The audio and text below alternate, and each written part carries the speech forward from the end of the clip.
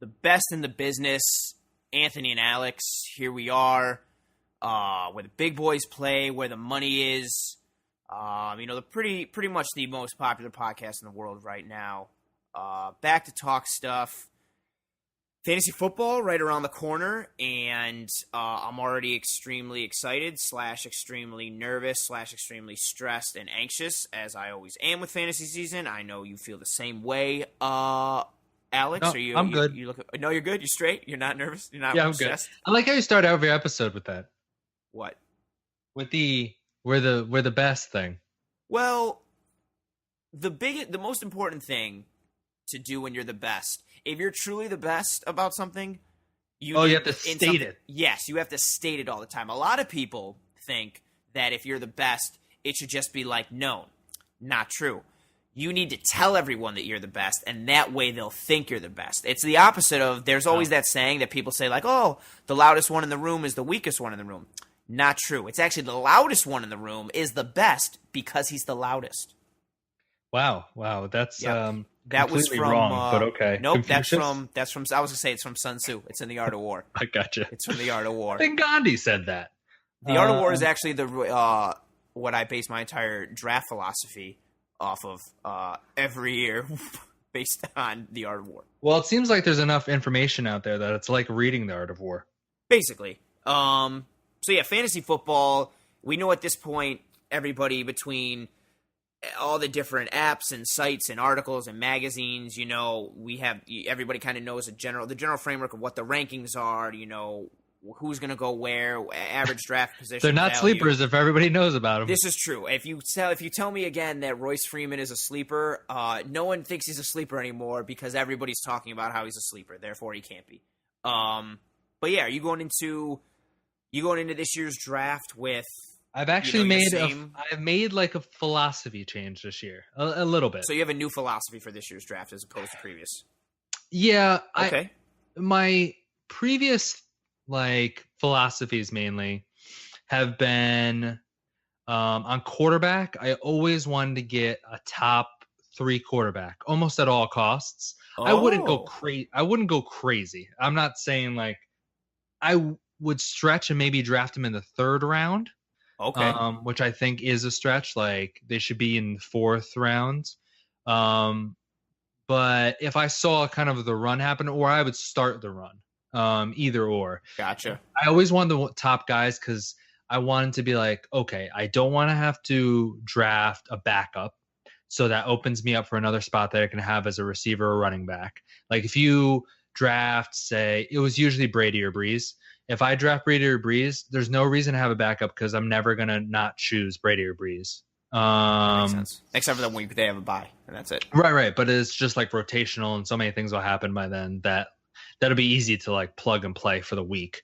And then besides that, I was mainly I mainly play in PPRs or half point PPRs. Yep, I'm a half point PPR guy. Yeah, so strong on receivers and running backs, and I skewed towards running backs, which I still do, but I think I'm not a fan of the 0 running back philosophy. No, I'm not a fan of that. I like value based, but I actually might think of it more on a running back, 1-2 deal this year. Well, it's so tough. Typically, I don't do that, but it's also how your board plays out. Exactly. So it's hard to even think like that going in, and you just have to kind of take it in, whatever kind of happens. So. The way your board lays out, where you are in the draft, in terms of order, is going to dictate so much. I hate being at the ends of the spectrum either way. I hate being 1, 2, or 3, or 10, 11, 12. I like being in the middle. I think I apply my fantasy value the same way I do sports teams. I'd rather have 9 players all in a B+ to an A- range than have 2 or 3 players that are A's and then everybody else is a C+ or a B-. Yeah, I'm the same. I'd rather be in the middle just because then even on the snake, you don't get too bored. Oh my God, if I'm 12 or whatever, I hate the double. and I got to do the double and think about I hate the double. If you have to do a double, one, it's horrendous because you have to basically start a trend. I I have feel that like. in one of my leagues this year, and I'm super. Oh It's wow. a keeper league. That's the league I'm keeping. I'm keeping Kamara, Okay. and I know the keepers of everyone else, but I know by the time it gets to me, yeah, like I'm starting a trend. Either I'm like killing the rest of the running backs, or I'm starting the receiver trend. I'm coming nowhere near a quarterback. I think there is, Yes, that's my main philosophy yeah. change this season is I'm not going to do that stretch, not stretch, but get one of the elite quarterbacks. I think I'm just going to like let it go Well, there's basically such a and just yeah. get You got to frozen it. the yeah, that's right. And Let it and go. just get the value if it's somebody lands there and I can get good value on them, great. But If not, the I difference might in just wait and points, get two. the difference in points is so high. Like the difference between the top scoring quarterback and the 10th scoring quarterback is smaller than the top scoring running back and the 10th scoring running back. Like there's such a gap and a divide. So yeah, I feel much more comfortable being like I would rather have Todd Gurley than have Christian McCaffrey, and I would rather have that scenario than have like Aaron Rodgers over, I don't know, like Phillip Rivers. Like I feel like Phillip Rivers comes closer to Aaron Rodgers than Christian McCaffrey Yeah. comes to Todd Gurley. I just think in the past, what I was doing is trying to minimize the amount of decisions I have to make on Sunday.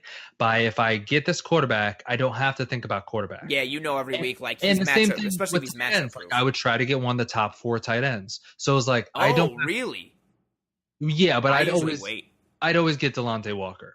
I like Oh, he's Delaney Walker from Tennessee. yeah Delaney Walker. He's your Like boy. I would always get him. So it's not like anything wild. It's just I would always get that because I was like, okay, I don't have to worry about quarterback or tight end, and now I can just draft as many. And I wouldn't draft a defense or kicker, and I still won't. And I just draft running backs and wide receivers for the rest of the draft. That's pretty solid. I'm kind of the same way too. Like I look for guys with like the highest floor, guys that are kind of matchup proof. And yeah, I hate having to do in my league my two leagues last year.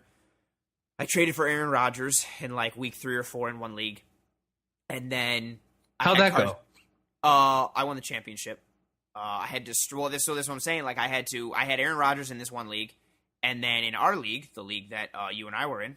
Oh yeah, Carson. disclaimer that last year we were in two leagues together. Correct. We both happened to get to the finals. Correct. And you won both of those Correct. finals. I went 2 for 2, Disclaimer. 2 fantasy championships. Alex had 2 runners up, which is heartbreaking, but also pretty great. I mean, we split the pot for the work league, so that worked out pretty well. Worked out very well because you had a strong team and I knew you were going to win. So when you suggested that we split the pot, I did a happy dance and then I just casually texted, sure. Sometimes it's good to, I didn't care either way. I was like, hey, like I'm in the finals with my buddy. It's around Christmas time. Let's split some cash. We both win. Good times. Yeah. But yeah, so in our league, I had Carson Wentz. And my other league, I had Aaron Rodgers. And Wentz's injury happened later. But granted, it worked out for me because I won both leagues. But I was stressing the fuck out of everything every week because I was basically streaming quarterbacks every week. And it was like, all right, who plays the worst defense? Who has this? With the Aaron Rodgers league, I basically was streaming. I was alternating between Josh McCown, Andy Dalton, Ryan Fitzpatrick. I started Joe Flacco in the championship game.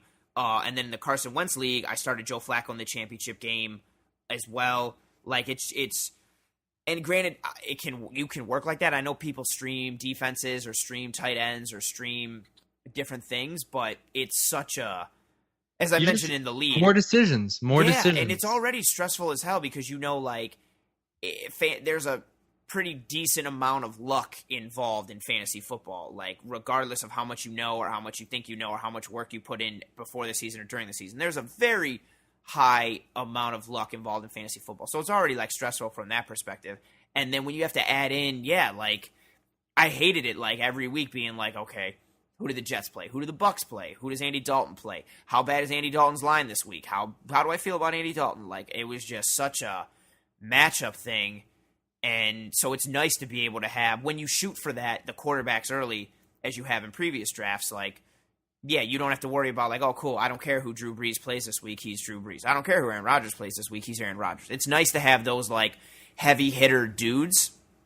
So you don't. Again, it adds like less stress and less decision making on Sunday, which helps you. Like I feel like optimize a little bit and have like a clear head. But it's, God, yeah. I not this year. I can't shoot for. And I've thought about it. You know, coming out of the double. In one of my league, I picked, 12 and then 13 in the snake. And I was thinking like, oh, do I keeping Kamara? Do I take like a really top receiver running back? And then do I take Aaron Rodgers? Do I take the first QB? I mean, also depends on who's going to be kept and who drafts and this and that because it's a keeper league.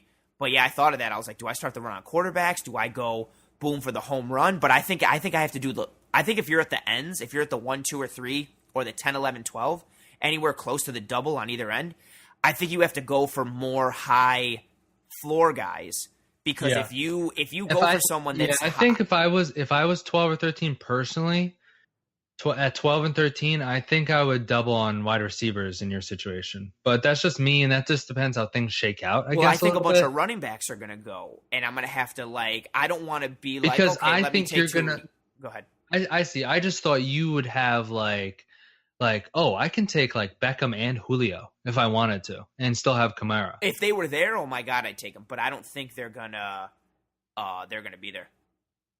Yeah, I guess it's a little harder in a 12 rather than a 10 as far as like how that's going to shake out. It's tough, and again, I've thought of that QB situation, but I'm like, no, I can't.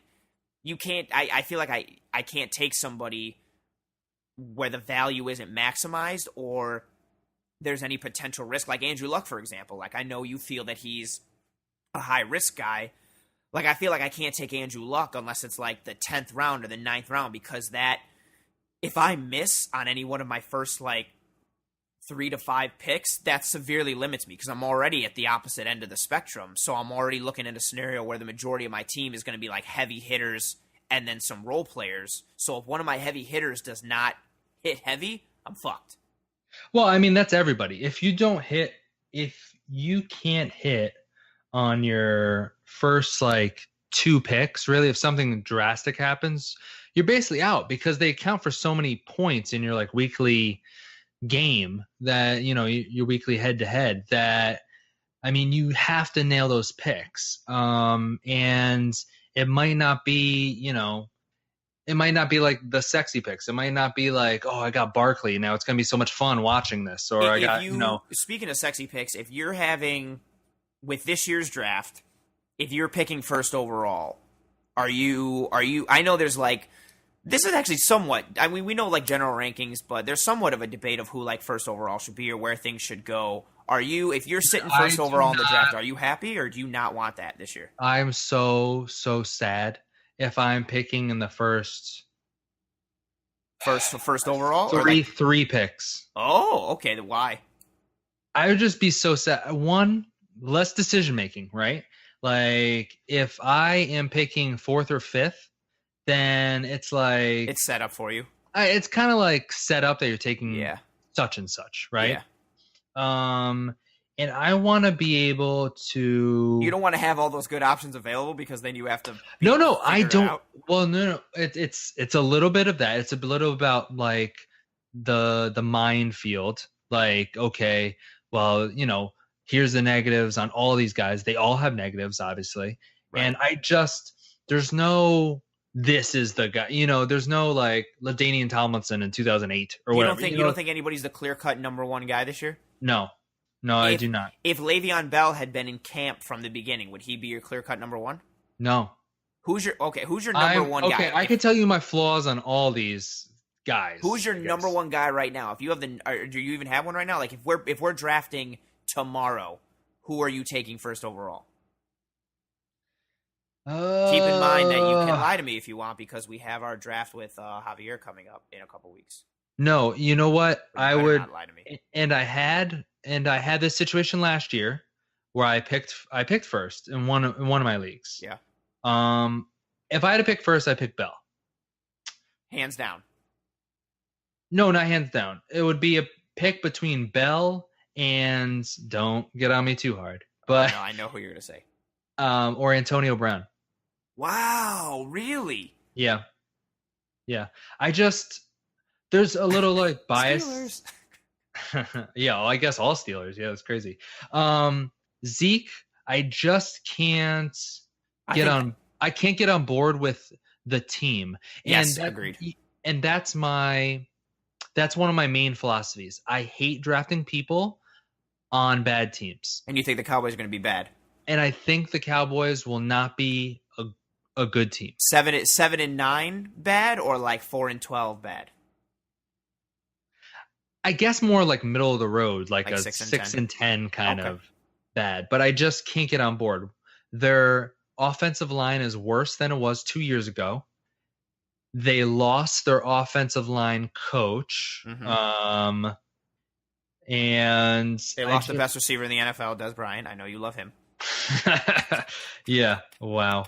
And I don't know. It doesn't like, I don't think he can repeat what happened 2 years ago when like everything kind of came together. No, everything, rookie seasons. everything clicked for them. I just don't think that's going to happen at all. Le'Veon Bell scares me though, because I know I had him. They're all very scary. I don't want one of these picks. I'm surprised with the for me it's between Bell and Gurley if I'm taking number one. Gurley, I just feel like there's going to be some sort of touchdown regression. Has to be. There has to be. He has to regress towards the mean. And I'm scared with injuries. Bell scares me because I had him last year, but he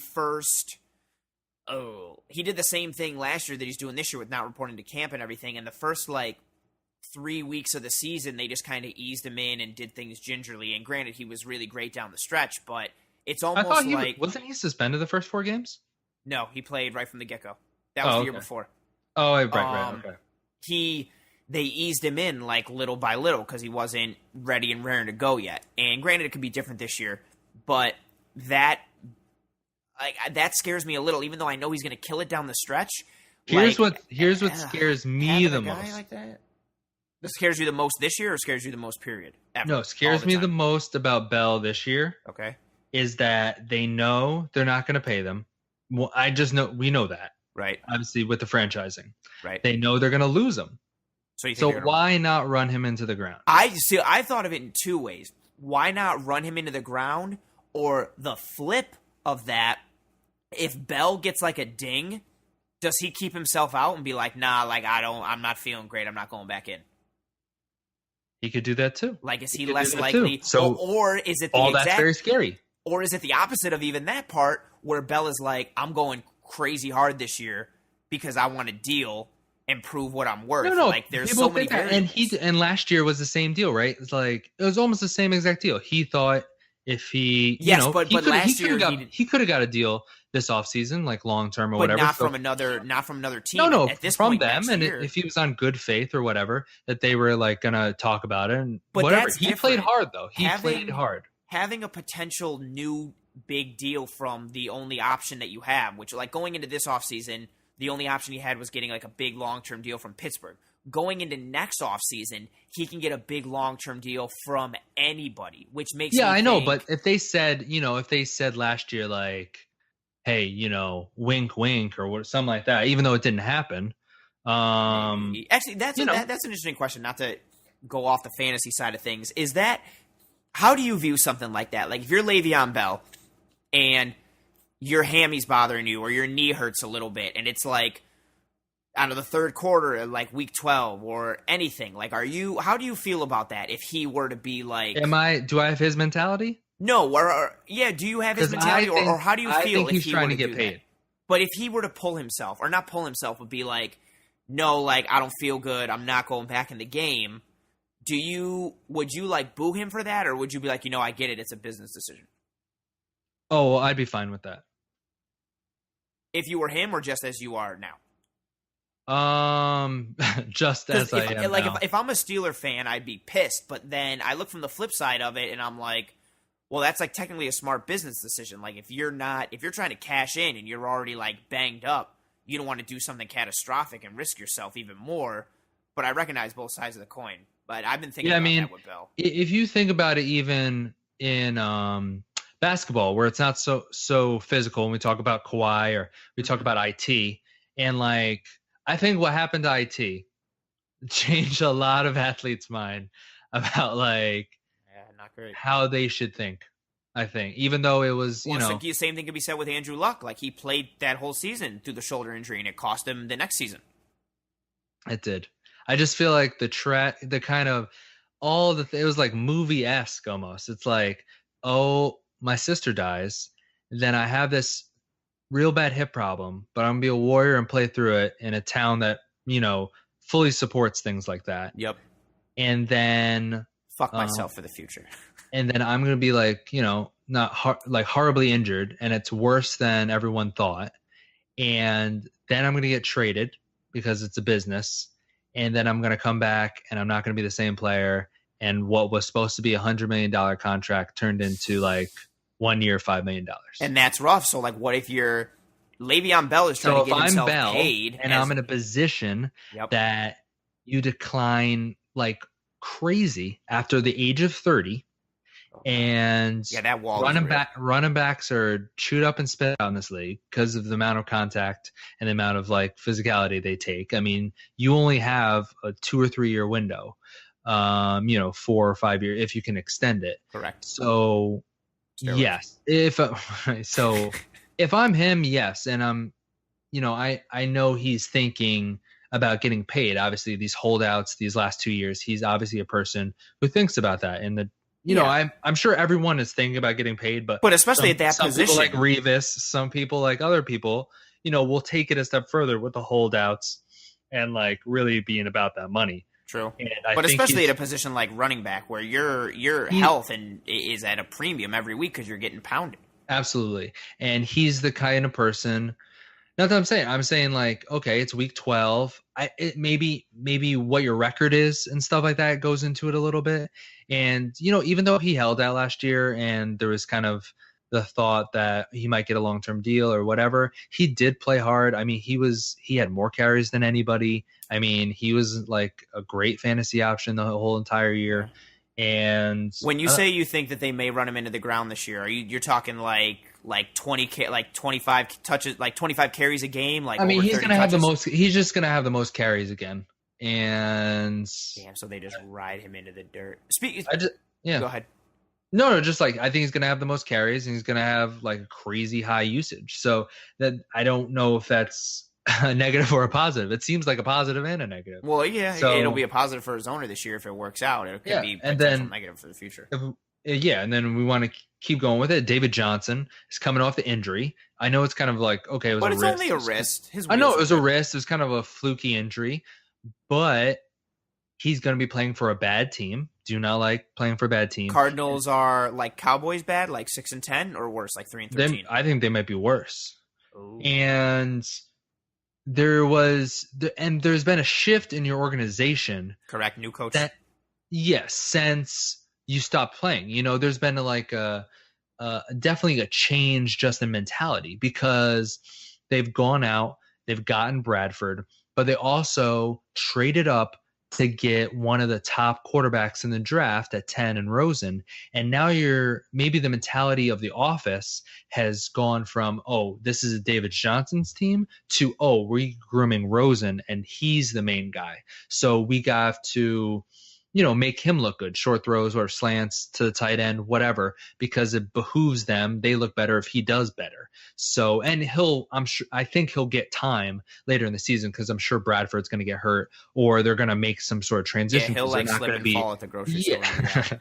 They're not going to be a very good team. So I can see that happening and the focus going more away from Johnson. That's not to say he won't have like a great season, but it just worries me because it's like, if you're on a bad team, you're just capping your upside as far as the touchdowns go. I think he could be, but he could be in a good situation volume-wise because they're going to lean on him, whether it's Bradford or especially if Rosen's in there. I feel like it's like, well, let's give – like I think David Johnson between rushes and receptions, I think it's between him and Bell for who has the most total touches this season. And that type of – one of my philosophies, like it just with volume. Like it's so rare – in today's day, like how fantasy was when we first started, when we started drafting when we were younger, like it was all, Tomlinson and Priest Holmes and then Larry Johnson and like Eddie George or Amon Green. It was like dudes who you knew like 3 down backs. They're going to get 20 to 25 carries a game, 5 catches, workhorse back. Now there's so many committees literally everywhere that it's so tough to get a guy who's truly the dominant workhorse 3 down back. And the only ones we really have now are Gurley, David Johnson, Le'Veon Bell, I guess Kamara for the first 4 weeks of the season. But David Johnson being Barkley.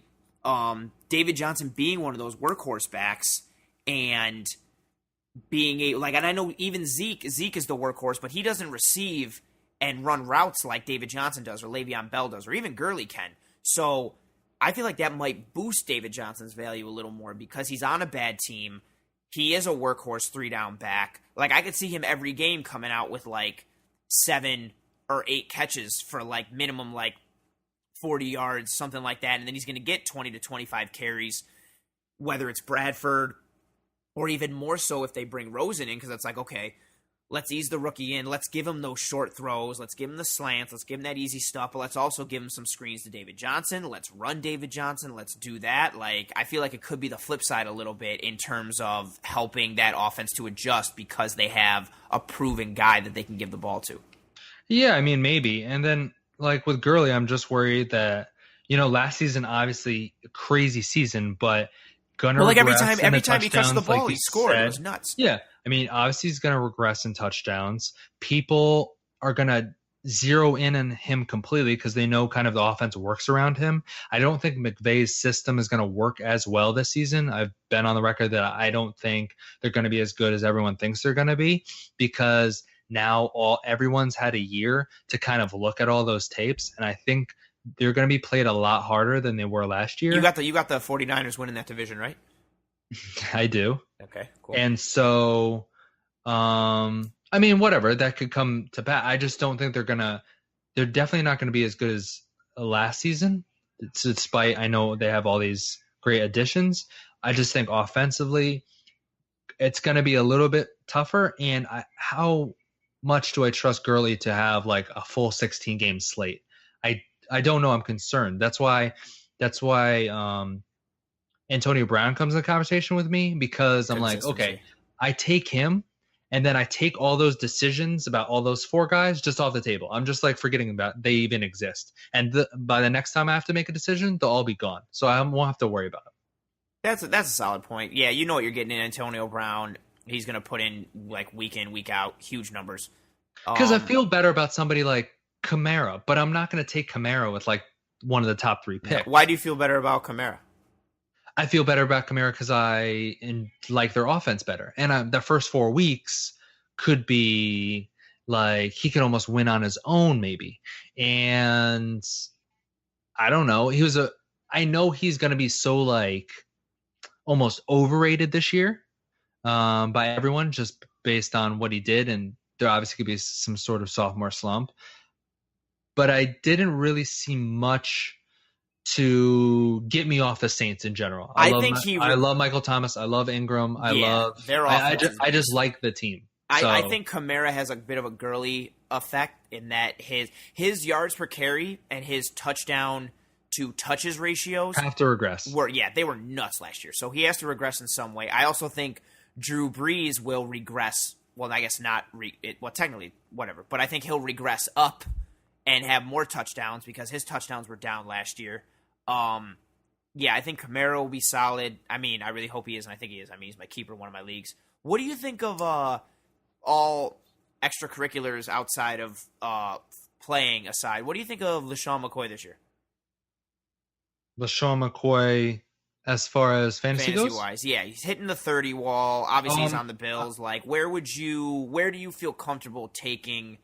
I feel like there's a lot of things are like are up in the air. Like maybe people have questions. You already know my answer to this. Well, no, I know. Where would you take him? I wouldn't. You wouldn't take him. Period. No. What if you're in the 3rd round and not he's a there? good You're team. not taking him. What? 3rd round? Yeah, 3rd round and he's there. You're not taking him. I guess it's like, who am I? Because he's going to get that volume. I know, Even if but we're it's terrible, kinda like, which what I are don't my think we options? are. And I'm very worried about what's happening outside of football with him as far as Um, how that might okay, affect how many games he plays. LaShawn McCoy or Jerick McKinnon? Oh, Jerick McKinnon. LaShawn McCoy or Christian McCaffrey? Wait, this is half point PPR? Yep. Probably McCoy. LaShawn McCoy or Devonta Freeman? Freeman. Oh, okay. I think the Falcons, after having that kind of hiccup, now being back to killing it. are now underrated as an Oh offense. yeah, they're definitely kind of being overlooked. I want to go back to. No one thinks Matt Ryan's gonna be whatever. We can just. This is true. We digress, but You were very pumped to say, "Oh, McKinnon." You think McKinnon's going to have a good season? I do. How good? I'm a little thrown off by the Alfred Morris pickup. Well, that's what scared me is I saw they had a calf strain already with McKinnon, and I was like, "Oh, great." My thinking is that everyone. It's funny because everyone, when you talk about the 49ers, there's this kind of optimism about them. Oh my God, everyone has right? But with the actual like players, with the Garoppolo, McKinnon, George Kittle, like everyone on the offense, you don't really hear as much about like the optimism with the individual players. And I'm like, well, they have to go hand in hand. Correct. Like if you think the team's going to do good, like, and you think Garoppolo's like the next coming, then wouldn't that tell you that, Goodwin and, Kittle and McKinnon are going to have these kind of, great seasons. So, and I'm sure, I don't know their ADP offhand, but I'm sure there's some value to be had with getting those guys. Does McKinnon finish the year as a top 10 running back? Top 10, I think he does finish as top 10 running back. So he's only fallen behind like Gurley, Johnson, Bell, Kamara, Barkley, Hunt. That's already 6. Obviously, Dalvin Cook 7. Obviously, I don't know where he's getting drafted as far as is he the 15th running back or wherever he is. But of the list of the 8 people you just told me, probably 3 to 4 of them will not be in the top for some whatever reason it is, injury or whatever. That's fair. I'm almost positive that at least like 35 to 40% of those people, so 3 of those 8 people are not going to be in the top 10. Well, okay. Also, then off of that, you got. Are you looking at? I want to hit it from 2 parts. Let's see who. You got some guys who you think could potentially be busts this year. Like, who are your busts and who are your sleepers? Let's hit, I guess, like with the busts first, since we're already on it. So bust. Okay, so it's like bust just based on like value. Yeah, like you took this guy in the 2nd round and he performed like somebody you could have taken in the 7th or the 8th. Yeah. I'm gonna start with. I know this is like. I'm guessing it's like a kind of a hot pick or whatever, okay. But I want no part of Penny. For Seattle whatsoever. That whole backfield is murky as hell. I feel like they're. It is, but I'd rather have Carson as like the 14th, 15th pick that I have, Oh, gotcha. Than Penny, who everyone is now like he keeps going like up and up and up. And I understand it's like, well, they didn't draft a guy in the 1st round just to have him sit behind Chris Carson. But as of right now, Carson's the starter. And I don't know in general how much I can trust Seattle running back that besides Lynch, they've never done anything with any of these committee running backs. Even I think all these guys have been good. Alex Collins has been good, was much better when he went to the Ravens. Yep. Rawls is good. Yep. Carson's good. I mean, but they've never really done anything with these guys. These guys haven't really And produced. Last year they fucked me. I was trying to pick up some guys like midweek, and it was like, oh, Chris Carson's going to be the starter. And I was like, awesome. So I picked up Carson on like a Wednesday or a Thursday, and then like Saturday night into Sunday morning, the report was like, Carson hasn't looked great towards the end of the week. He's probably going to share carries with this guy. And I was like, what the fuck? And they did that like every other week. I'm very wary of the Seattle backfield. Like maybe someone takes Penny and he hits later, but yeah, I don't feel comfortable. I'm going to keep comparing people to LaShawn McCoy real quick. Alex Collins or LaShawn McCoy?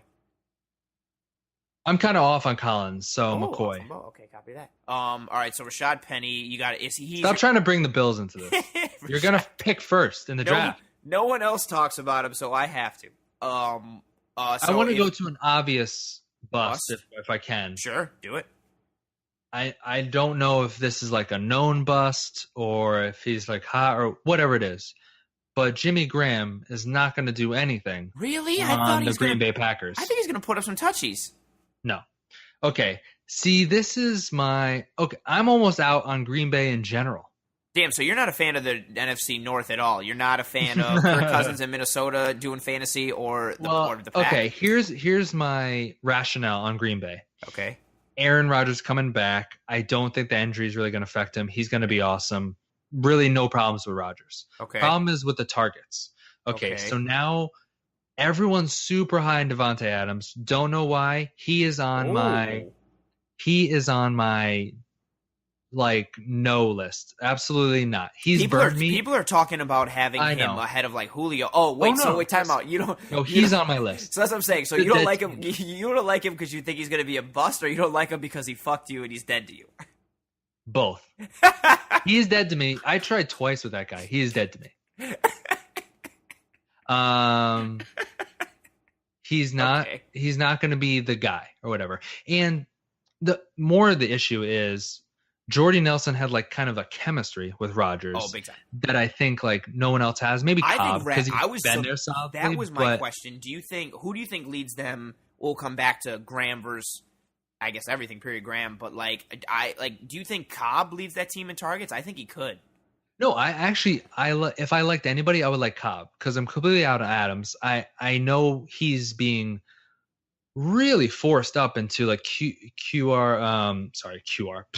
Wide receiver 1 territory and like higher than, again, people are talking about taking him third, fourth receiver taken. Yeah, big time. And to me, that makes almost no sense. Only because they're going to spread the targets. People are going to catch balls. It's like Cobb's going to take away from like Adams, and then Graham is going to take away from everyone else. And it's like in the red zone, did they get Graham for the red zone?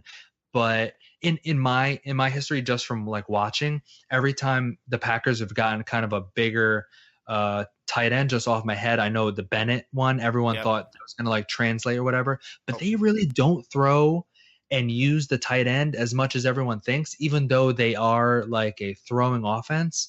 I just think Rodgers likes to throw the outside, and he uses kind of Cobb on underneath routes, which he's great at, as outlets rather than tight end passing. So I really don't think Graham, other than jump balls in the end zone, has value. And then if you want to go the running backs, I actually like all the running backs, which is why I don't want any of the running backs. Yeah, I think Montgomery is sweet. Williams Montgomery's awesome. Jones, I love Aaron Jones. I'm out. Jamal Williams is great. I mean, I wish they were all on 3 different teams. They fucked me last year too. I had the week that I had the Carson thing, I was like, it was back and forth between Jamal Williams and Aaron Jones and like who was going to start. And same thing, like Sunday morning, it was like, the Packers have decided that Aaron Jones is going to be the guy. And I was like, all right, cool. I'm staying away from everybody. Like if there's too much, there's a difference between like a committee and then like the backfield that Green Bay has. And I'm just staying away from it. I'm scared of it. It's just that they're going to be good, but you can't like capitalize on it.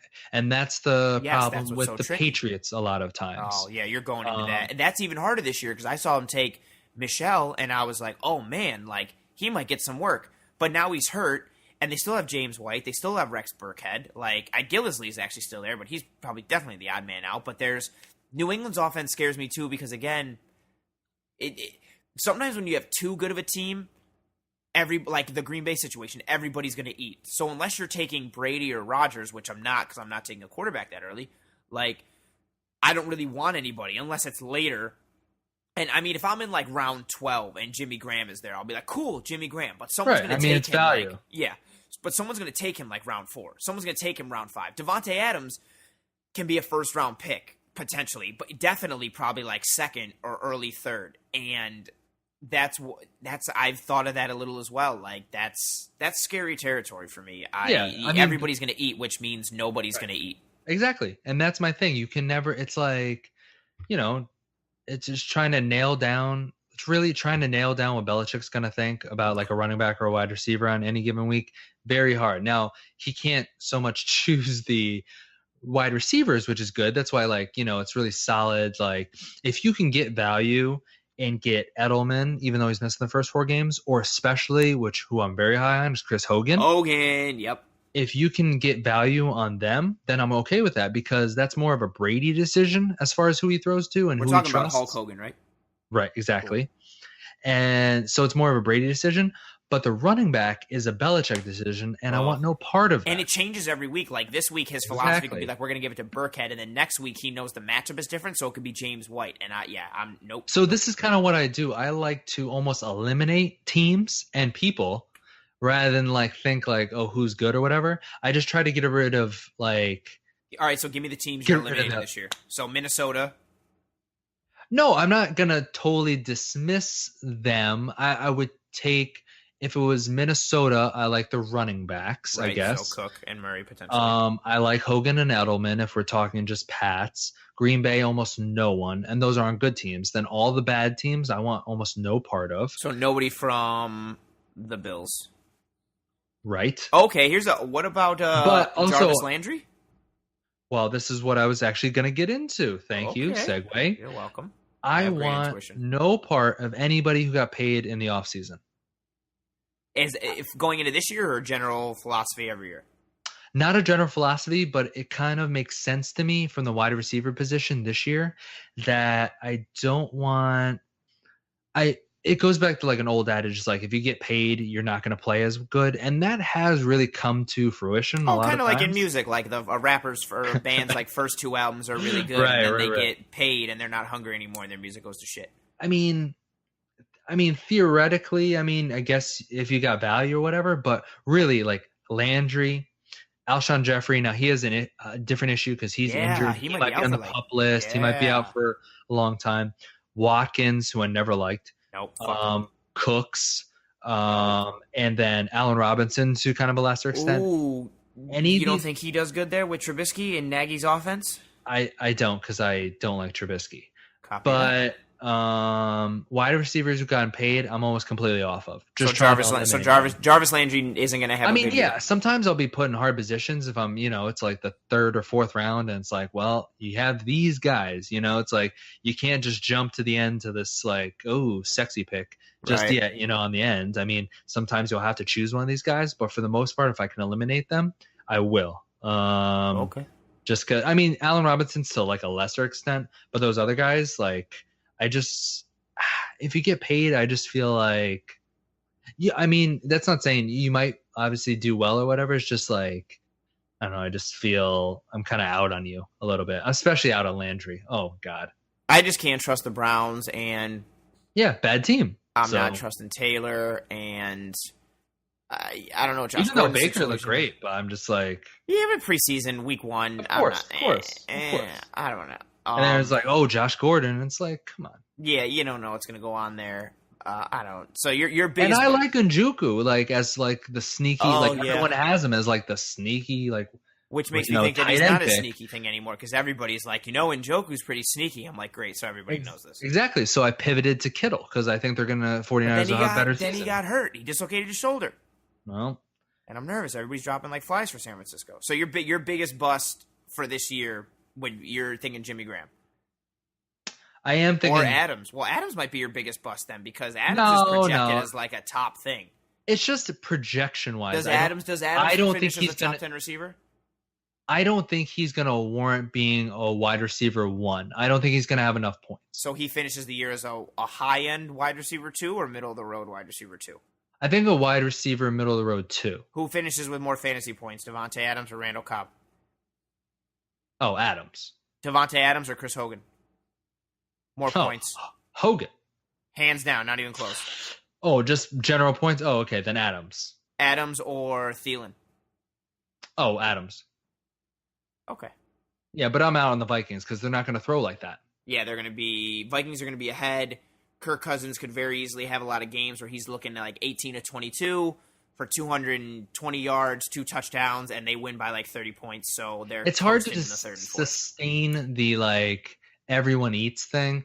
Like I know on the Texans during their like miracle 3-week run, they were like, oh, Hopkins and Fuller and like Well, wait, they both ate. as you know, the Texans are going to regress heavily this year because the Jags Ho are ho sweet. ho!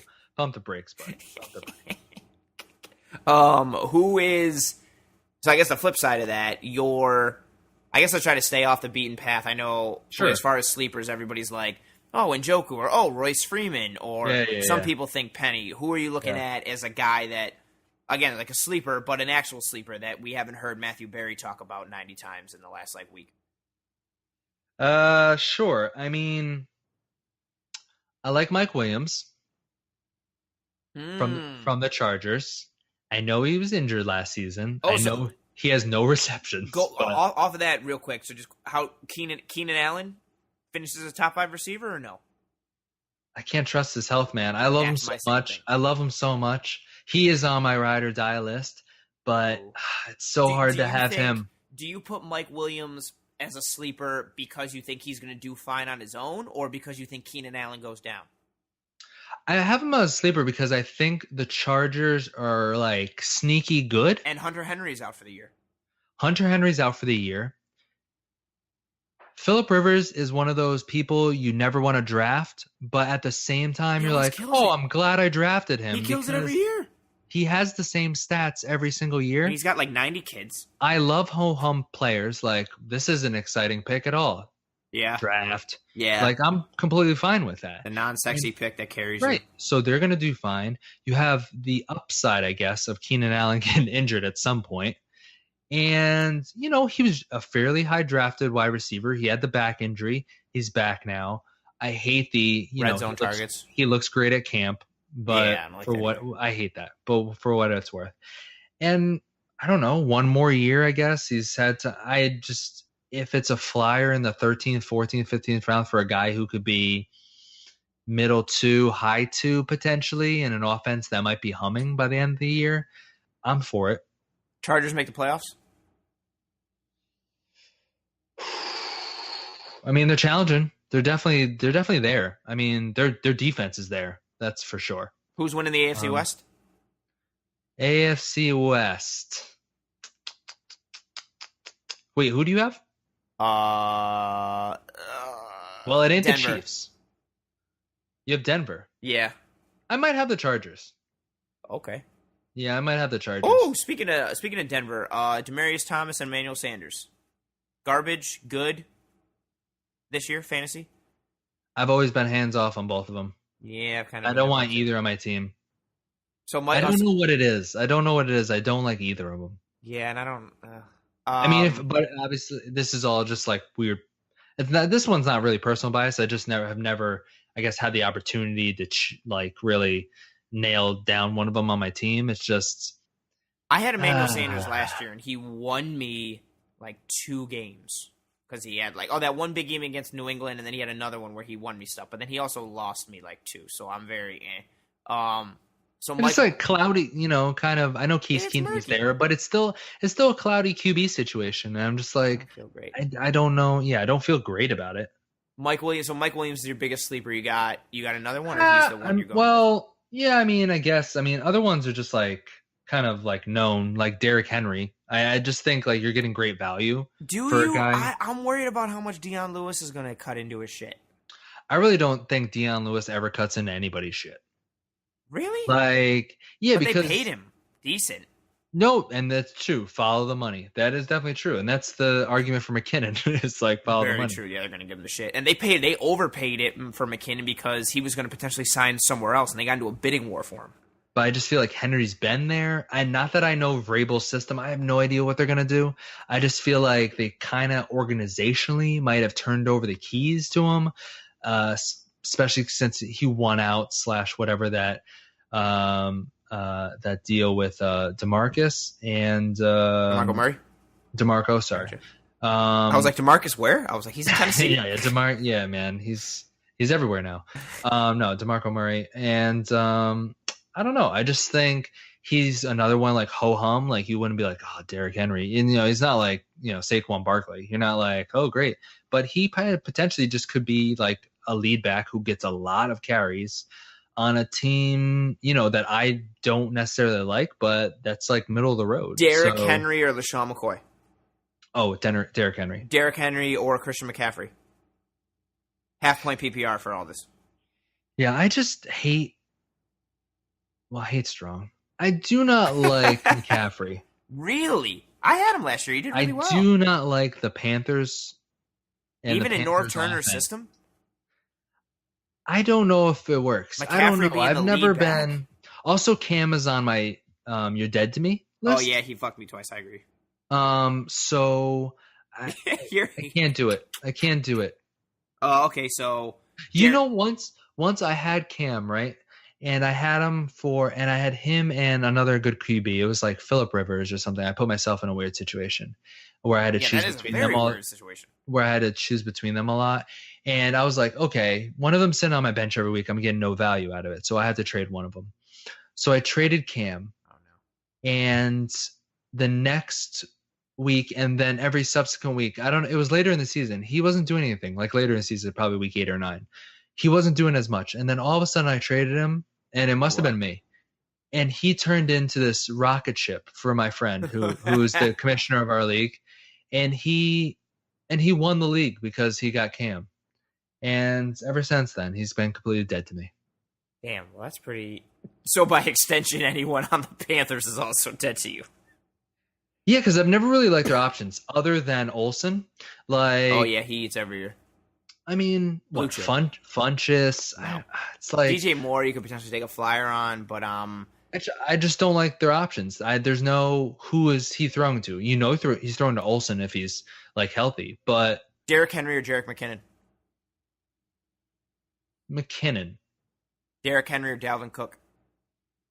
Oh, Dalvin Cook. Copy. Dalvin Cook's gonna eat. And then value-wise, just two other guys would be Mahomes. Even though I know I hate him. I don't get it. He had no accuracy in college. No. He's a big. I got a major annoyance with this because everybody. I'm not trying to be like a homer. No, I know he's never done anything. People are raking Josh Allen over the coals for every missed throw, and Mahomes has looked like shit all camp, all preseason. I don't get the bonus, and I know value. Andy Reid has had. I'm just not even talking fantasy. Well, fantasy and real life. I know Andy Reid has had success with quarterbacks. He's a kind of a QB whisperer. I get it, but I don't know what people are seeing from Mahomes. That everybody's he's got a great arm. So what? No, I'm in complete agreement. He's done nothing. I don't know why the sort of even the move away from Alex Smith. The only thing I understood was okay, we have a cheap rookie. We just have to build around him. Doesn't matter if the rookie's good or not good. And it's what have we really seen from him at all? My thing is just straight value because I just think you can get him super late and then combine him with or Phillip Rivers. So it's if you're not, if he's completely just a complete trash bag, just dump him, and you still have Phillip Rivers or something like that, and you probably got them both after the 10th round. Yeah, I can see that. If you're looking for that's the only situation in which I would get him. If he's there in the second last round, I would consider it. But I don't think I don't think that's going to be there. I think people are looking at him right because he is looking. Yeah, he's an early sleeper. He's weird second. Yes, he is. He's the quote unquote sleeper that everybody thinks is a sleeper. So they're you know what? I need to get. You're right. That'll push up his value, and that's why I'm not. Or I'm staying away from him. You mentioned Alex Smith. How does Alex Smith do in Washington? No, he was the next person I was going to mention. Oh, nice. Just because his ADP is crazy low. No one's forgot taking about him. No one really took him last year, and now that he's in Washington, I feel like he's a complete afterthought. Exactly, which is great. I love afterthoughts. Give me all of them. Value, man, value. Yeah, because who's to say? He's still in a scheme with the same team that Cousins was in, and for me, he doesn't have he's safe. He doesn't have a lot of mental errors. He doesn't, he'll give you a solid 15 to 20 points. He's just going to give you solid outings, and what can you really ask for? They're going to get to play the Cowboys twice a year, and the Cowboys defense sucks. The Giants are suspect. The Skins had a bad year as a whole, so they'll get to play some, kind of easier teams. Yeah, I think he could potentially. I'm bummed that the running back went down. That's also a murky. Like, I immediately thought, oh, Chris Thompson, but then I completely forgot about the injury that wrecked his leg, and then he even himself came out and was like, well, I'm not 100% yet. Probably by November I'll be good to go. So I'm like, I'm staying away from the Redskins backfield. Oh, I was talking about Geis. No, I know Geis going down, but once Geis went down, I know. I Chris thought of Thompson, yeah, who I love. I love. Yeah, and I was like, well, sweet. Now Thompson's value is up, and then I like what I just said. I forgot about the leg injury, yada yada. I'm staying away from their backfield now. I was already kind of murky with it with Geis, but now I'm definitely out because it's going to be like split between Kelly and P. Ryan and probably Thompson to a degree. But I think Alex Smith could be like an actual like.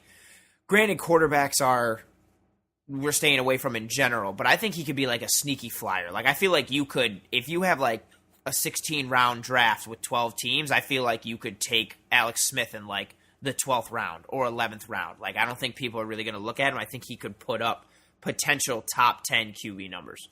Yeah, exactly. Especially Alex Smith and Rivers. Alex Smith and Rivers. You partner them with your Mahomes or Trubisky or whoever you want to partner. High upside guy. And you kind of call it a day on that. And you start the known quantity first and see what happens with the unknown.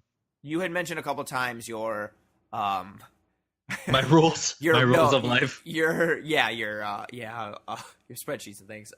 People that are your ride or dies and people that are dead to you. Pick whichever. I guess let's start with the people that are dead to you because that's more funny to me. Who are your dudes that are just dead to you that you will not touch? People that are dead to me, I don't know. I kind of like, and I want to know why. Like, don't. I don't want to get too much off the beaten path. Where we're I know. But it's almost one of those things that I don't even remember them. That's how much like some of them are just like completely out of my. So Cam is dead to you. So what? So they're so dead to you they don't even register. No, they don't even register. You would have to like say their name for me to be like for the seething hate to show up behind my eyes. That's what I'm saying. You like scrubbed them from the record of your memory? Basically, yes. Who's your biggest ride or die? My biggest ride or die ever? Oh, yeah, ever and going into like this season. Ever's Drew Brees. Okay. I just have chosen him almost every single year, and I try to find a way to get him. I have a good one for this year and just a stupid one overall. Other ride or dies. Mark Ingram, even before this good spell. So I don't. So just Saints. No, not just Saints. Calm it down. Although St. Patrick. Marcus Colston. All right, so it's just Saints. It's not just Saints. Although sneakily, yes, for some reason, Colston. I had him almost every year too. I kind of didn't mind partnering Brees and Colston together. I know stacking is. Oh, I get nervous with the stack. Not looked is frowned upon. I got lucky I don't last care. year in my one league. I'll I had stack Ingram, sometimes. I had Ingram and Kamara, and I was nervous about the stack all year, and finally went into it week 11, and rode it to one of the two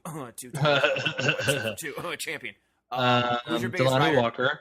Delaney Walker. Is he your biggest ride or die going into this year? Going into this year? Yeah. I don't think I have one because I need to know like where my spot is and stuff like that. It's kind of one of those things. It's funny when I figure out what spot I'm drafting, and we tend to draft very late, sometimes even after the first Thursday game. For my main league, yeah. I don't know. We just tend to wait. I mean, not always. We've only drafted that way a couple of times. I'm in this league I'm talking about. I think it's like our 13th or 14th year. Okay. So whatever, and it's changed a lot. It's a few years it was a dynasty. I'm trying to switch it to an auction this year. It's always been a half point PPR. Sometimes it's been very wonky with defensive touchdowns and QB stats. Oh man, you're throwing all kinds of stuff into there. With like bonuses and stuff like that, which I'm not very a fan of. This is like the gumbo of fantasy football. It is, yes. It's like every year it's just a little bit different, but I think I've like kind of nailed it down. I got second last year. You did. First bridesmaid. Made him maid of honor. And I don't think I've won this league in like 6 years, but I did win like 3 out of 4, so I Oh, think impressive. I think I have some clout. Oh, I mean, anytime you win a fantasy championship, it's hard to win fantasy championships. That's why if you do something like I did last year, where you win both 2-for-2 champion, it's hard as shit to win like a fucking fantasy championship. You need to play the right guys at the right time. Your opponent needs to obviously score less than you. You need to play the waivers right, draft right, avoid injuries. That's why, even all that considered, like my biggest ride or die going into this year is Alvin Kamara. I drafted him last in both of my leagues last round, and he carried me with his awesomeness. I will try to get him every year for the rest of my life. My biggest ride or die ever, and it's so stupid because it affects a little bit. Well, they helped me a lot last year. I've been playing fantasy for like 15 years. I have had the Ravens defense like 10 of those years. Okay, yeah, I get that's them legit. every year. Last year they had a couple weeks where they put up like over 30 points, and they did some legit shit for me. But every year I don't, and I'm not even really like, I don't take defenses early. I don't take, like, I'm not taking them in the 9th round or like the 8th or something. Like I usually wait close to the end, and somehow, some way. And I've been in different leagues with different people. I mean, I have had like a main league that I've been in for a while, and then, you know, our work league and things like that. But it seems to be whatever league I'm in, I get the Ravens defense. Actually, you want to know something stupid? Do you remember in your very first fantasy draft ever who your first pick was? In my very first fantasy draft ever, who my first pick was. Yeah. I would like that to know from people, granted, fan base, people listening, whatever. Yeah, that is a good question. Yeah, Throw out there. hit us on Instagram, Twitter. Alex is going to give everything at the end, like always. But yeah, send us some. Who's the first pick you ever made in your fantasy draft, in your first fantasy draft ever? I know who mine is, and it's terrible. You know what? I think I know who it was. I think. Oh God, I'm trying to remember. Now it's hard because I think the first year I had like 5 drafts all at the same time. Okay. Like bang, bang, bang, but like every day I almost had a draft. So I think it's one of 2 guys, and I'm not sure Okay. because either I picked first on one of them and I picked Marshall Faulk, or Ooh. I picked later in a round and I took Isaac Bruce. But it's definitely from that Rams squad, Gotcha. and it's one of those 2 guys. Oh, another rider, 2 more rider dies that I just thought of. Wes Welker Ugh. and Hakeem, you know, from the Rams teams, they're like 3rd receiver. Zahir Hakim. Hakim. Zahir Hakim is, dude, the He man. was the slot man The with Torrey Holt and man. Isaac Bruce. One of the best slot dudes. I used to Crazy. have him all the time. My first pick ever in fantasy, it was around the time the Bucks won the Super Bowl. It was after they won the Super Bowl. I took the Ravens D? No, I took the Buccaneers defense with my very first fantasy pick ever. It was like pick 9. Classic. It was like pick 9. I was also like 13 or 14 or something like that, and hadn't played fantasy before. I was with my brother. This was last year. This was 2 years ago. Bucks defense. I really love Levante David. And so the league that I was in, was with my brother and all his like boys, and they were all like 7 years older than me. So I looked like an idiot. Man. But I yes. ended up. I don't remember anything else about this team other than I had the Bucks defense, I had Steve McNair, and I had Amon Green. Mhm. And 12-team league, standard scoring, no half-point PPR. I went to the playoffs, one of the 4 teams that went to the playoffs, and I lost in the first round of the playoffs. I don't even know how I remember. No, I know I remember this. I lost 98-95, and the guy that I played had Priest Holmes, and he put up like 42, 45 points. Yeah, He went off, and I lost by 3 because Priest Holmes just murdered it. But I always remember that because I had, oh God, I look back on it, it was so stupid. Like, I took the Bucks defense, and I can imagine everybody being like, sweet, now our league is ruined because this guy made the Bucks D his first pick. This is stupid. why would you bring your brother in, this and that, blah, blah, blah. And, yeah, so I will forever remember that was What? my I would have first thought pick. the complete opposite. I'd have been like, oh my God, thank you for bringing him, this astute Well, young don't you remember child. last year when the dude who picked first in the work I league want last year more of took those. Brady? Well, I mean, That's how I ended up with Le'Veon. I had like pick 4 or I pick d- 3, and I ended up with Bell. I don't mind any of those guys. I've played in I don't want a top-heavy league a like league for a long time with guys who are very skewed towards their teams. In this league I had in college, I had a Bills guy and I had a Chiefs guy, and Would always take them no matter what. they would take them no matter what. God, I hate Literally, that. this dude chose, this guy would take McCoy with the first pick overall all the time.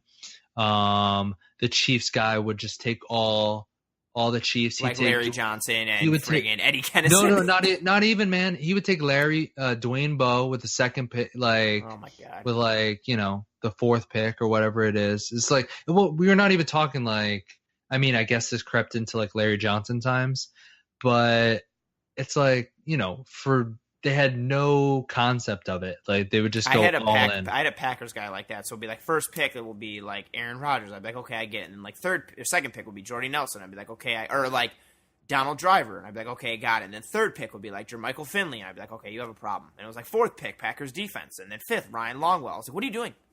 I don't mind those guys. But I hate it. It makes the league bootleg.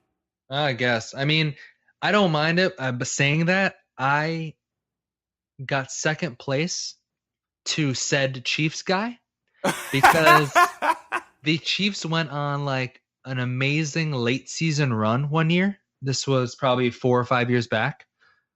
Oh, I thought it was earlier. We could try. Was this like the No, Trent we could Green try Chiefs? and look. We could try and look it up. But 4 or 5 years back, they went on this crazy run towards the end of the season, and this guy had everyone on the team.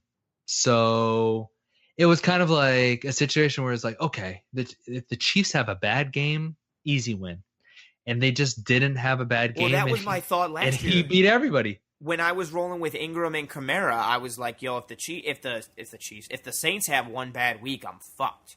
And they just didn't, knock on wood. Like, that's what scares me about the doubles or stacking, if anything. I'm nervous. Like, the 1 year, who did I take with the double? I took, I had Phillip Rivers and Vincent Jackson 1 year. And Okay. they did kind of decent, but not good enough to warrant it. And I've always kind of been like, I think 1 year I also had Stafford and Calvin Johnson. Not the year that they murdered it and Johnson set records. I think it was maybe like the year before or the year after.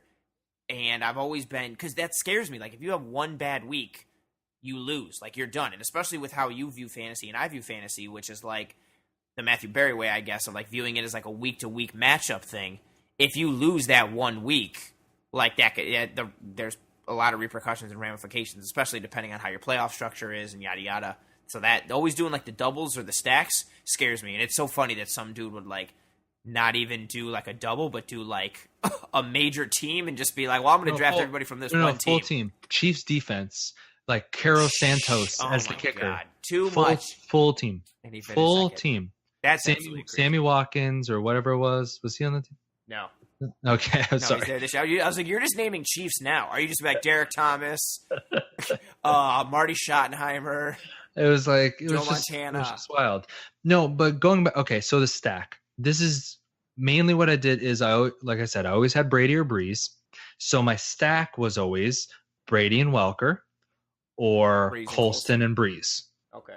And then that kind of changed to sometimes Graham and Breeze later on. But those are my stacks. And I felt those reliable because I was focusing more on possession receivers that would help me. Even if I'm not playing in standard and not PPR, I'm still focused more on possession receivers Because of the volume. and just the amount of volume with a Right. good quarterback.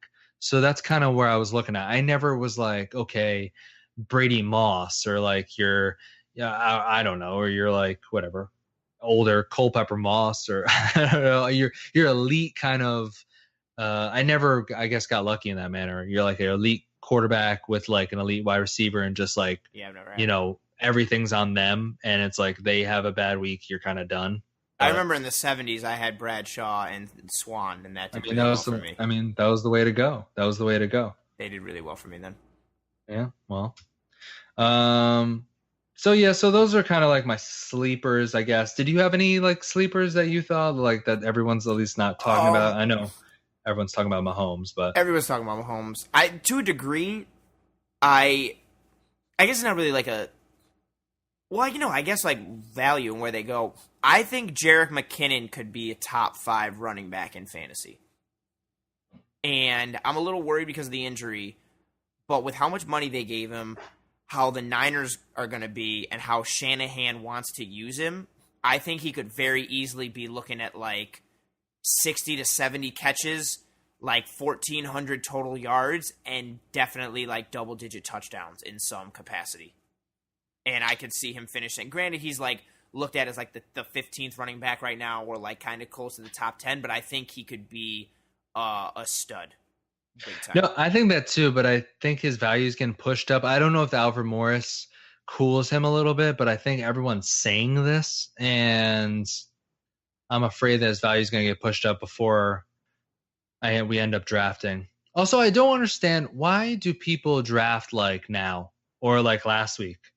I'm drafting this weekend in one of my leagues. It's so scary, dangerous, I guess. Well, I think with anything though, like normally I like to draft after like the 3rd week of preseason because then the starters like aren't playing anymore. But usually after week 2 of the preseason, you kind of have. I'm good with anything as long as it's after week 2 of the preseason.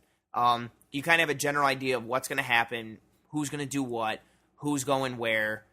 And then I also like that you have to kind of know a little bit. Like I like that it's kind of like, all right, how do I project this guy? Because it's very different going into like drafting the night before the season starts and Matthew Berry tweets out like, or Adam Schefter's like, this guy is definitely the starting running back for this weekend. And you're like, all right, cool. I'm going to draft this guy in my draft tonight. I like that it's kind of like the middle of August and you have to be like, all right, do I think this guy's going to be the starter? Do I think this guy projects as a 1 or a 2? I think it adds a little bit more strategy and another layer of like intrigue to it rather than just being right in front of your face and it's like, all right, cool, let me just draft what the paper says or draft what the rankings say. It bothers me a little because, again, injury stuff, like I don't want to take a guy, knock on wood, like this weekend and then next weekend in the 3rd preseason game when they play like an entire half, like he goes down. I don't want that and that scares me a little, but I think, it adds another layer of like intrigue and strategy that you have to like put on top of it. All right, another thing I want to put out there. Why aren't there more auction leagues? I have never done one auction league ever in my life. I'm telling you, it's like chess and checkers. It's a completely so the auction is. It's like it's like us now, right? It's like we're very skilled players. Yeah, we should have graduated to only auctions. I feel like in like my mind, even though you think the standard snake stuff is like below our ability at this point? Yes. Okay, explain to me why. Because I know how auction like works. I have never done one ever. Okay, so I've done a few, but I've never done, and I'm trying to convince the long-standing league to switch to an auction, just because it takes more thought, and people that do as much prep and as much thinking about it should think about getting in an auction league, even if it's like one of these free auction leagues. Just to get the experience. How does it start? Like, so that you have the draft and you have the order and everything. You have like an order that's like normal. You start with like a set amount of money. Yes, you start with like usually it's like $200. I mean, I guess it could. I think that's your standard. It could be less. It could be more, depending. Okay, so all right. So I have $200. Yep. I pick first. I get to pick anybody I want, but they cost money. Right. So it's kind of like a let's make a deal thing. It doesn't really matter. I was going to say, because the draft order doesn't matter then, because you can draft order doesn't matter. It does and it doesn't, because there's a lot of layers. It's like it's poker-esque, right? So if you're picking first, I guess it doesn't matter as much, because it doesn't matter if you put Zeke up there or Gurley or Antonio Brown. I mean, it sort of does, but it doesn't. You choose them and you throw out an opening bet. Let's like poker-esque. Wait, even if you pick first, you have to bid for the guy. You can't just be like, well, this guy costs $8. I want him. No, you put out an opening bid, whatever you think is like fair. If I pick first, I pick first. I can put $5 up for Todd Gurley. You can also bid for Todd Gurley, even though you're not picking first. So now Todd Gurley becomes, let's lose that. Todd Gurley at $5. Okay. Then basically like 30 seconds or a minute get put on the clock, right? Okay. In some sort of form or fashion. And then anyone could bet more than $5 for Todd Gurley. But because it's my pick, do I always get to answer that bid? No, it's everyone. You just all you did was set the initial throw the first thing, and really you chose the player, which is important. But other than that, it really is not a big. So having deal. the first pick, so that's what I'm saying. So having the first pick doesn't mean like pick order means nothing. So okay, yeah. So basically, or very little. The only importance of it is the person that you pick and how much you set the initial bid at. Yeah, I guess. Really, the thought process is you obviously have a set amount of dollars, right? You need to know what this requires a little bit more research. You need to know what kind of threshold is good value for potential players. You also need to be able to read the room. This is why it works a little bit better, not in just a random free league. If you know who you're playing with, you know who they value more than other players, and you might be able to bid them up on certain players, thus, giving you some value base down the road.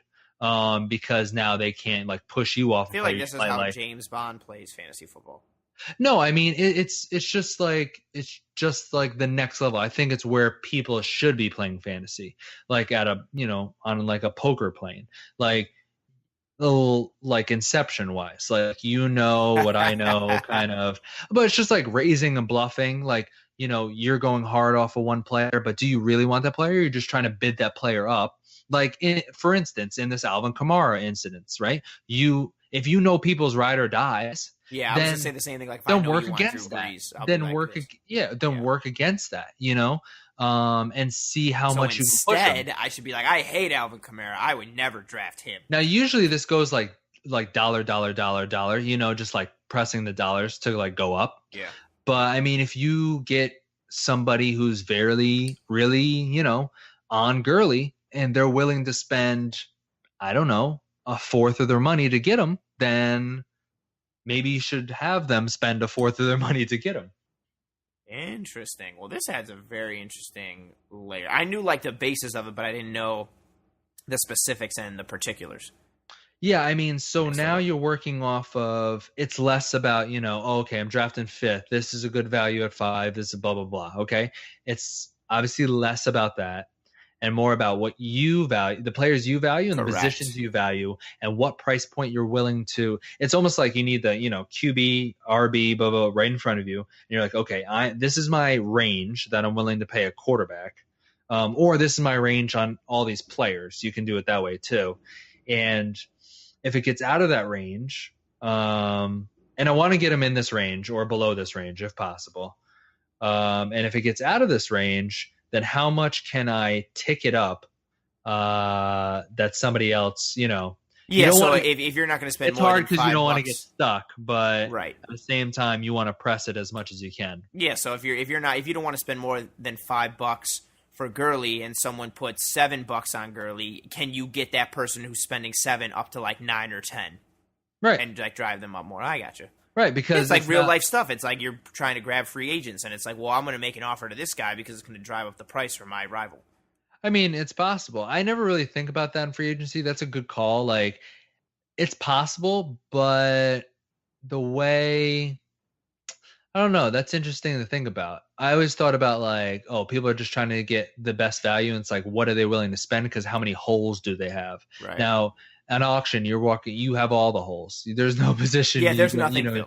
Yeah, when you start and, you only have these $200 and it's like, okay, what are you willing to kind of give up if you really want Alvin Kamara? If you really want, Drew Brees, if you really want Tom Brady. I mean, like, Pat Mahomes.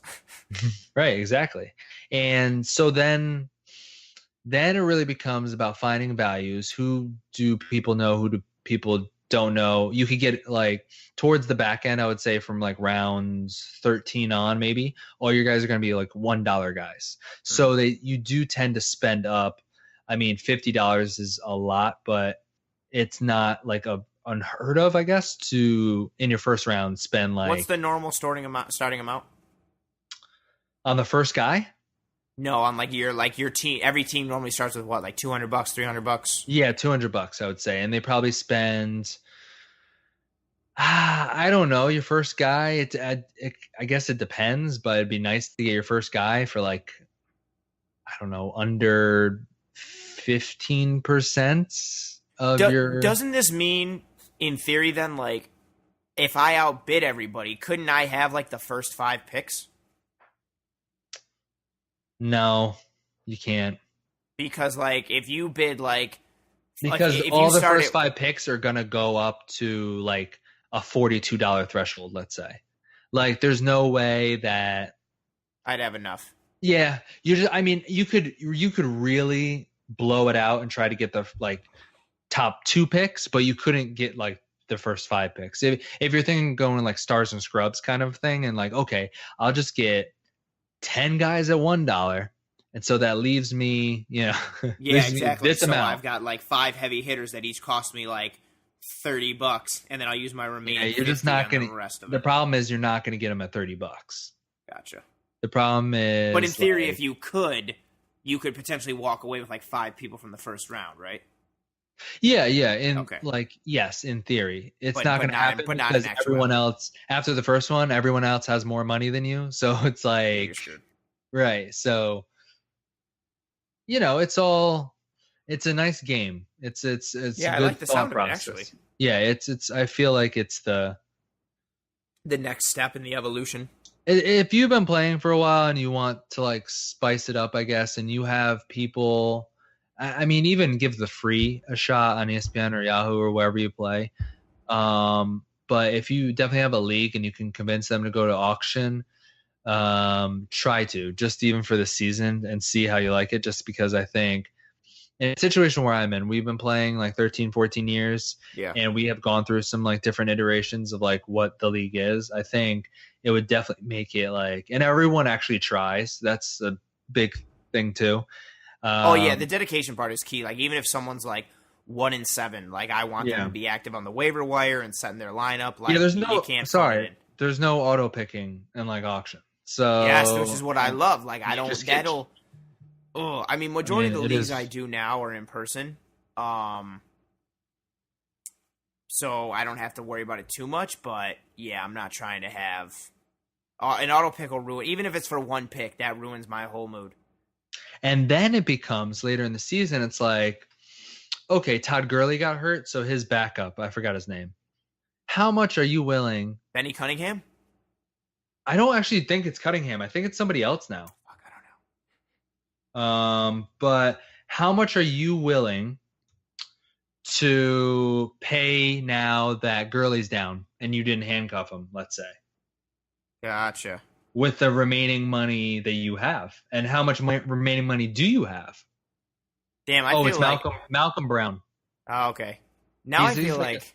Pick, I feel like I've thought I was at like a top Super Saiyan level of fantasy football, and now I feel like I'm only at the first level of Super Saiyan, and like I need to be at auction to be like Super Saiyan level 3 or like God mode. Interesting. I mean, yeah, it's definitely a different, because you're gonna have leftover money. Everyone's gonna have leftover money, and then you have to use that. But that's all your money you have for the rest of the season. That's what I was gonna say. So your leftover money has to be used on waivers. Yes. So if you burn all 200 in the draft, like you get no waiver moves. Yeah, you can't make any moves. Oh, sheesh. Javier did a league like that. His main league is auction based, because I remember he was like, who got picked up? Somebody picked up, Garoppolo or like somebody like that, and he was like, I bid like $3 on the waiver wire to make my buddy have to go up to 4, and it like exhausted his funds for the rest of the year Good. So like Javier did that, and I was like, oh, and that's when we started talking about like auction leagues and like all this stuff. So his main league is a Yahoo auction league. I gotcha. So that's why I know it a little bit here and there, but I don't know like I know the basis and kind of like the general framework, but the specifics to it and be able to speak to it, I've never done one myself. Yeah, it's not super crazy. It's like most of the time you can get a free agent for $1. It's not a big deal. But you know the deal every waiver wire, especially in the beginning of the season or when somebody important goes down, and then it's literally just, oh, what's my waiver order? And it's like if you have a low waiver order, you're not even gonna bother, you know? Yeah, forget it. Like it's not even like a thought. And so it's kind of like a default thing, like with the waiver order. But in this fashion, it's like, okay, you know what? I saved like $30. So I have the most to do in waivers. So it's like, all right, I'm gonna put a bid out there, and it's like, what's a bid? It's a blind auction too, right? So it's like, what is a good bid? What's not an overbid? Because I want this guy, but I don't want to like be like, oh, here's $10. Like you're fucked. And you need to understand what like the value of $1 is, I guess, in the league. Like $1 will get you players, but right, it's all relative. Like what's $3 or $4? Like what is that really? You don't get that until like you've been in it and experienced it a little bit and have a gist of who you're playing with as well. Like yeah, because you have to know $5 like is good. I don't need to bet $8. Exactly. Like you need to know like what $3 will get you, but at the same time you need to know like, well, what does everyone else think $3 is going to get them? Right. You know what's an interesting waiver thing? In my other league, we do. You ever done rolling waivers, or do you know what it is? Well, I might have done it, but what is it? So, if say this week everybody puts in a waiver claim and gets their guy, and I don't put in a waiver claim at all, I move up to the top of the queue. I'm number 1, even if I have the best record. So if I don't make any waiver claims, I'm number 1. I get first pick every single week. And then if I make a pick, if I pick up somebody on waivers, I go to the end of the queue. So it's not based on record. Oh, that's how I always do. I guess that's how I always do my waivers. Well, everything before that was like I was used to waivers before the last couple of years where it was like, no, if you're the worst team, you get first pick. Oh, no, I always do rolling. I guess I've always done rolling. So I'm very strategic with my waiver pickups. In that I really wait. Yes, I wait and try to get obviously 1 or 2 or whatever it is up to 1. I just wait everybody out in the beginning of the season. In the beginning of the season, everybody makes a lot of moves. And I just try to wait them out. And or I am not willing to get somebody on waivers. I'm just willing to wait that extra day until they're a free agent. Oh yeah, so it doesn't cost you your thing. And, right. And that's why it's going to cost you your thing. And that was the opposite of what I was doing in our work league because it wasn't rolling waivers; it was standard. So right. I would, you and I. That's why when we were talking about it when we went to the Ring of Honor show in December. Like we would basically put in like 9 waiver claims every week because it didn't matter. Right, it doesn't matter. Yeah, exactly. And I was like, well, I want one of these dudes or like one of these. So I would put in like 9 different combinations for like 2 players. And then I was like, yeah, whatever happens, happens. Because there was no consequence. Because if I didn't get it, it was like, well, I'd like this guy, but I don't really need him. Where if it's rolling waivers, I'm like, do I really need this guy? Do I want to sacrifice my top spot at the queue to get knocked all the way back down? Like exactly. How important is he? Exactly. That's why I like that, which makes me want to do auction stuff now. Because that adds, again, another layer of strategy and like forethought into the league, into your thing. Because you're playing the game, you're playing yourself, you're playing your opponent. There's a lot. That's very interesting. Yeah, I think it's definitely like if you want to, like I said, if you want to go to kind of the next level. If I want to put my big, our podcast is where the big boys play. So my fantasy league needs to be that. If you, put a lot of time into research, if you think about this a lot, if you're always on the app, you're at there, it's 11 a.m. You want to see, who's injured, who's not injured, what's up with the questionables, that kind of thing. And you're really into it. I would say take a chance and get an auction, even if it's what people you don't know on a free league on one of the major websites or whatever, just to, get a feel for it. But it's definitely, cause it's like, it's kind of fun. Cause it's like, you can get any player you want, but at what cost, I guess. I like that a lot. Yeah, it adds more strategy and more knowledge into it. I like that a lot, actually. You said when you were talking, you were like, who you want to see who's up at 11 a.m. Like your cadence for that was very Suge Knight, all in the videos. Oh, really? Was it? Yeah, it was very Come to Death Row. I liked it a lot. Well, just saying. I mean, if you're out there and you have an auction league and you have a spot, I'm in for sure. Cause I need more, need more serious kind of leagues, I guess. I mean, I have one this league. rotisserie one that we're going to do with Javier this year is going to be pretty intense. I hope so. Yeah, I'm looking forward to it a lot. And then I have my live draft for my other league coming up this week. Oh man, I can already feel the heartburn and the anxiety that I have. I don't even really enjoy like anything. Like it's just 17 weeks or 15. Well, the championships are like week 16. It's like 16 weeks of stress is what it is. I mean, it's definitely. I just try to take as many stressful decisions off the table as possible. I'll be popping antacids. And maybe this year is going to be the opposite. If I'm going to stream quarterbacks, oh my lord. Dude, don't do it. It's stressful as fuck.